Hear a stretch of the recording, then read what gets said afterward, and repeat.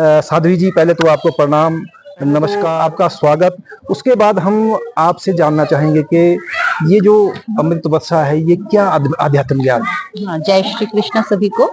दिव्य ज्योति जागृति संस्थान, जिसके संस्थापक एवं संचालक गुरुदेव श्री आशुतोष महाराज जी हैं, यहाँ पर शिमला के श्री राम मंदिर में उनके तत्वाधान में ही 7 दिवसीय श्री कृष्ण कथा अमृत का भव्य आयोजन किया जा रहा है।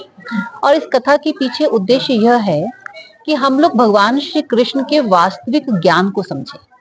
आज हर व्यक्ति अपने जीवन में हम देखें कि वो बहुत सी मानसिक, सामाजिक और पारिवारिक समस्याओं से जूझ रहा है।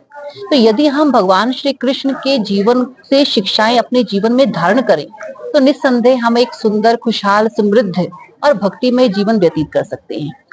यहाँ पर दिव्य ज्योति जागृति संस्थान द्वारा प्रसारित इस श्री कृष्ण कथा का एक उद्देश्य और है कि हम भगवान श्री कृष्ण की लीलाओं को सुन लेते हैं, हम उन्हें पढ़ लेते हैं। आज हम भगवान श्री कृष्ण के बारे में बहुत कुछ जानते हैं, परंतु भगवान श्री कृष्ण को कैसे जाना जाए? भगवान श्री कृष्ण ज्योति स्वरूप में सभी के अंतर्घट में विद्यमान है। तो इस कथा का उद्देश्य है जन जन के मन में भगवान श्री कृष्ण की उस परम ज्योति से उनको अवगत करवाना। जैसा कि आप तो साध्वी है, साधु बन जाते हैं, क्या अध्यात्म के लिए साधु ही बनना जरूरी है, या वो मानव जीवन में भी एक साधारण मानव भी एक अध्यात्म को पा सकता है?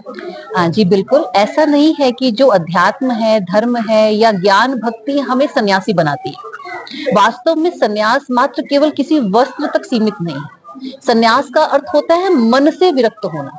इसलिए जब हमारे अंतर्घट में ईश्वरीय प्रकाश, ज्योति, वो ब्रह्म ज्ञान प्रकट हो जाता है तो हम मन से विरक्त होते हैं। तो ऐसा बिल्कुल भी नहीं है कि हम यदि ईश्वर के साथ जुड़ते हैं या उनकी भक्ति को धारण करते हैं या उनके ज्ञान से अवगत होते हैं तो हम संसार त्याग कर साधु या सन्यासी हो जाते हैं। बात यह है कि हम गृहस्थी में रहकर, समाज में रहकर भी ईश्वर के मार्ग पर, इस ज्ञान भक्ति के मार्ग पर चल सकते हैं। इसलिए आप देखते हैं कि यहाँ पर जो भक्तगण आते हैं वो संत समाज के माध्यम से भजन, संकीर्तन, कथा, प्रसंग और ज्ञान सुन रहे हैं, और हम मंच से यही कह रहे हैं कि आप संसार में रहकर भी ईश्वर भक्ति के साथ जुड़कर अपने जीवन को सार्थक करें। कई दूसरे धर्म में जा रहे हैं। सही कह रहे हैं आप। एक्चुअली समस्या ये है कि हम वास्तविक धर्म से अवगत नहीं होते। जब एक मानव वास्तविक धर्म को जान लेता है तो वहां पर धर्म परिवर्तन का कोई ज्यादा औचित्य या महत्व नहीं रह जाता। धर्म क्या है? धर्म संस्कृत के धृ धातु से उत्पन्न हुआ है। जैसा कि हमारे गुरुदेव ने हमें समझाया, धर्म का अर्थ होता है धारण करना। वास्तव में अपने जीवन में ईश्वरीय साक्षात्कार को, उनकी अनुभूति को, उनके ज्ञान को धारण करना वास्तविक धर्म है। और हमारी जो सनातन संस्कृति है, हमारा जो सनातन धर्म है, वो वास्तव में इसी धर्म के आधार पर आगे बढ़ता है। तो जब हम वास्तविक धर्म से अवगत नहीं होते तो हम फिर समाज में इन समस्याओं में उलझ जाते हैं। तो दिव्य ज्योति जागृति संस्थान, आपने बहुत अच्छी बात कही। महाराज जी ने एक ऐसा आधार तैयार किया है। जो आज हम गोवर्धन लीला प्रसंग श्रवण कर रहे थे, तो महाराज जी ने ब्रह्म ज्ञान रूपी ऐसा गोवर्धन आज उठाया है जहां पर वो हर जाति, संप्रदाय, हर व्यक्ति को लाकर के उसके छत्र तले उन्हें वास्तविक धर्म का ज्ञान करवा रहे। और ये धर्म का बोध होना बहुत आवश्यक है। हमारी नई पीढ़ी है, नए युवा है, बच्चे हैं, धर्म से भटक रहे हैं जी, क्या संदेश देना चाहेंगे उनको? हम यही कहना चाहेंगे, वास्तव में ये युवा है, अगर हम उसका विपरीत अर्थ पढ़ें तो वो वायु है, जिसमें वायु के समान वेग है, जिसमें जोश भी है, शक्ति भी है, शौर्य भी है, साहस भी है और ऊर्जा भी है। आज गुरुदेव सर्वश्री आशुतोष महाराज जी और दिव्य ज्योति जागृति संस्थान विभिन्न कथा प्रसंगों के माध्यम से समाज के युवाओं को भी जागृत कर रहा है। जोश के साथ होश होना बहुत आवश्यक है। अगर एक नदी पूरी शक्ति के साथ बहती है लेकिन वो 2 किनारों के अनुशासन में नहीं है तो वो बाढ़ का रूप लेकर विध्वंसक बन जाती है। तो महाराज जी आज यही कार्य कर रहे हैं कि समाज में, और हमारे शास्त्रों में लिखा गया है कि युवा भवे धर्मशील स्यात्, कि जो युवा है उसको धर्मशील होना पड़ेगा। जब वो धर्म के साथ, अपनी सनातन संस्कृति के साथ जुड़ जाएंगे युवा, तो उनमें एक अनुशासन आएगा और वो अपनी शक्ति को विध्वंसक नहीं, फिर वो उसे सृजनात्मक बना पाएंगे।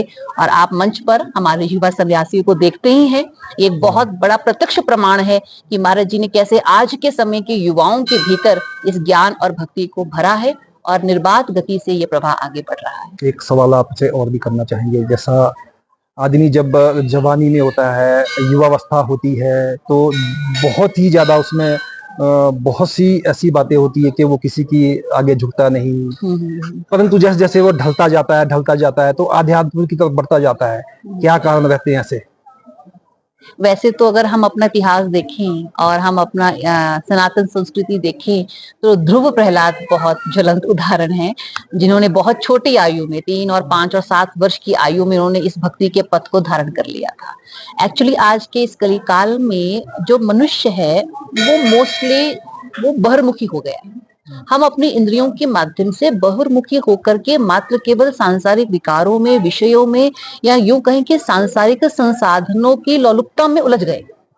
और जैसे जैसे व्यक्ति वृद्ध अवस्था की ओर बढ़ता है तो उसके मन में एक भाव आता है कि मतलब कि अब शायद ये समय है ईश्वर का भजन करने का।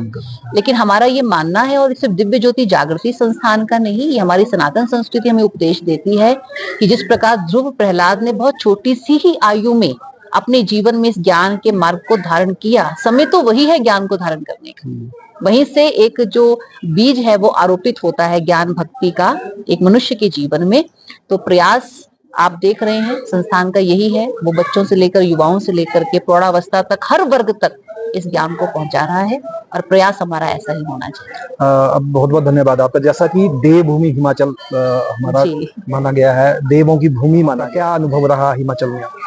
देखिए, जैसा कि आपने कहा कि ये देवभूमि हिमाचल है, जैसे हम यहाँ पर रहते हैं, जब निवास करते हैं तो आप देते हैं स्वाभाविक ही है कि यहाँ के कण कण में, यहाँ की हवा में, यहाँ की प्रकृति में हम जो भी देखते हैं तो वो दिव्यता का हमें अनुभव होता है निस्संदेह।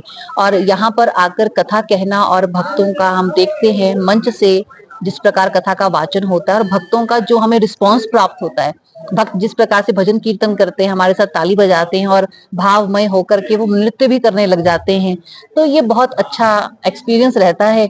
और निस्संदेह ये सब ठाकुर जी की कृपा है, ये सब हरी कृपा है जो भक्तों पर भी बरस रही है और हम संतों पर भी बरस रही है। ऐसे ही जानकारियों के साथ हम आपके साथ मिलते रहेंगे, ऐसी जानकारी हम आपको फिर देते रहेंगे। हमारी अगली अपडेट के साथ फिर मिलेंगे। नमस्कार, जय हिंद, जय हिमाचल, जय श्री कृष्णा।